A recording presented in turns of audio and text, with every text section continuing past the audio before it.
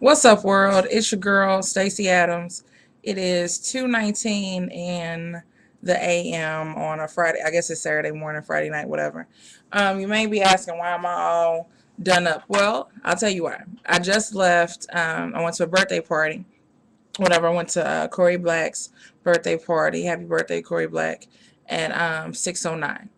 And I left there and we went across the street to some bar. I don't know what the name of it was, some bar across the street from 609. So if you know what the name of it is, that's where I was. So I didn't even get there till hella late. Like, I think the party started like at 9 or 8 or 9. I got in there like at 12:45 because I wasn't gonna go. I really wanted to go, but I wasn't gonna go because it's in U City and I got bad plates and a warrant in U City. So I just felt like if I went to U City and I got pulled over, they'd be like, bitch, you just being disrespectful because your ass got a ticket with us, a warrant, and you still got these fucking badass tags, but you just gonna bring your ass up into the motherfucking place.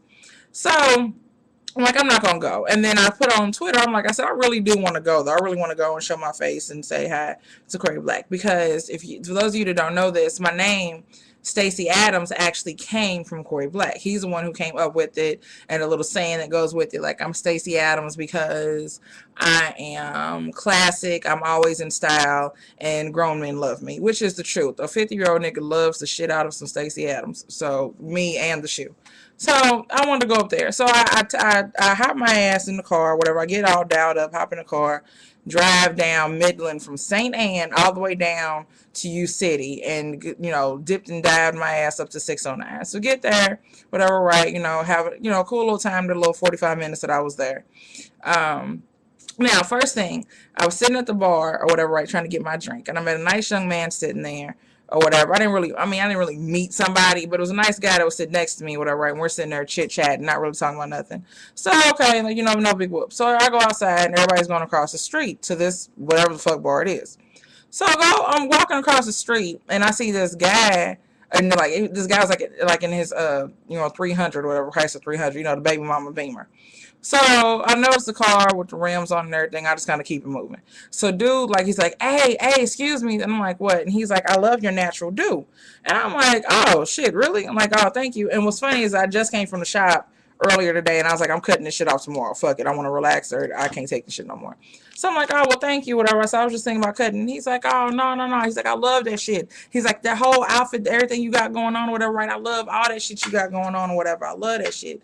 And I'm like, oh, thank you, or whatever. That's what's up. And he was like, and he says to me, he said, what's your name? I said, Stacey. And he's like, Stacey what? I'm like, Stacey Adams. And he was like, okay, Stacey. He's like, you know what, though? Right now, real talk, look at me, look at my face. This is exactly what he says. He says, look at my face right now. Look at me. I'm not smiling to you when I say this. Right now, I want to take you home to my condo and bend you over. Now, thank you is that a thanks? I don't know what I'm supposed to say to that. Do I say, nigga, fuck you, or thank you for considering me? I've been chosen. I don't really know what happened. So I said, oh, okay, thanks, I guess. So as he's talking to me or whatever, and like one of his boys is standing next to him or whatever, and now we're like, let me say this, we're standing at the car. So he's on one side of the car. He's like on the driver's side of the car is parked, and I'm on the passenger side, and I'm just standing there talking to him across his car. So as he's talking to me, all of a sudden this dude walks up behind me and starts grinding on my ass. It's his boy. And I'm like, I said, wait, hello? Hi, Mr. Dark Man that's grinding on my ass. Who the fuck is you? And he was like, I'm his boy. Oh, hi, that's what's up. And he was like, oh, your booty soft. Thanks.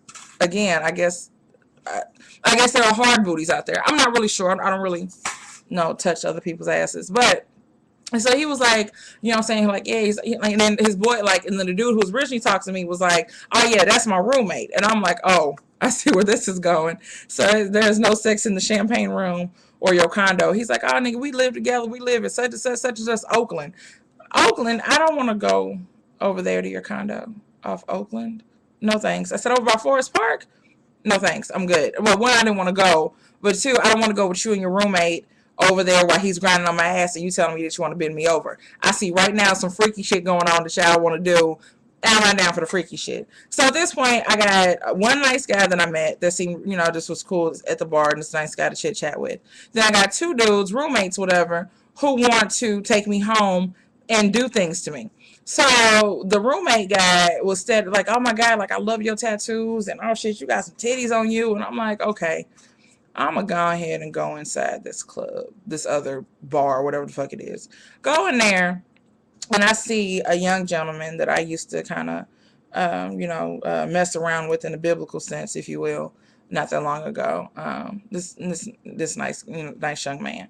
So I see him, and I said, "Oh my God, hey baby!" So we hug or whatever, and then he finds me again, like by the bar, and he's like, "So, what are you doing when you leave here, or where you been tonight?" And I'm like, "Oh, I was at 609 first, and then we came across the street, and I'm ready to go home. Like I'm bored or whatever. I'm solo dolo." And he's like, "Oh, you came by yourself?" And I'm like, "Yeah." And he's like, "Oh, okay.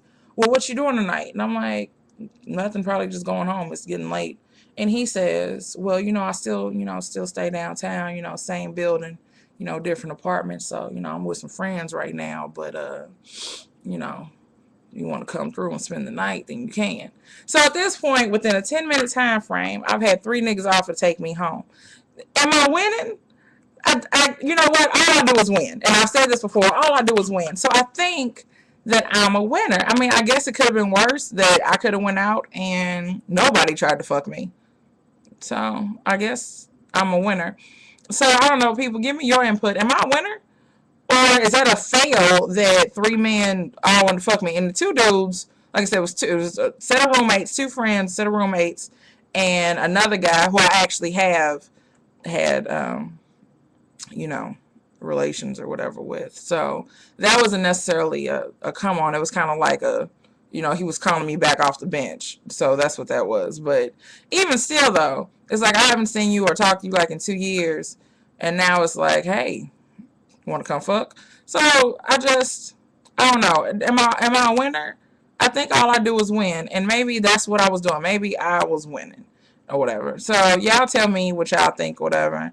It's me signing off. So, deuces.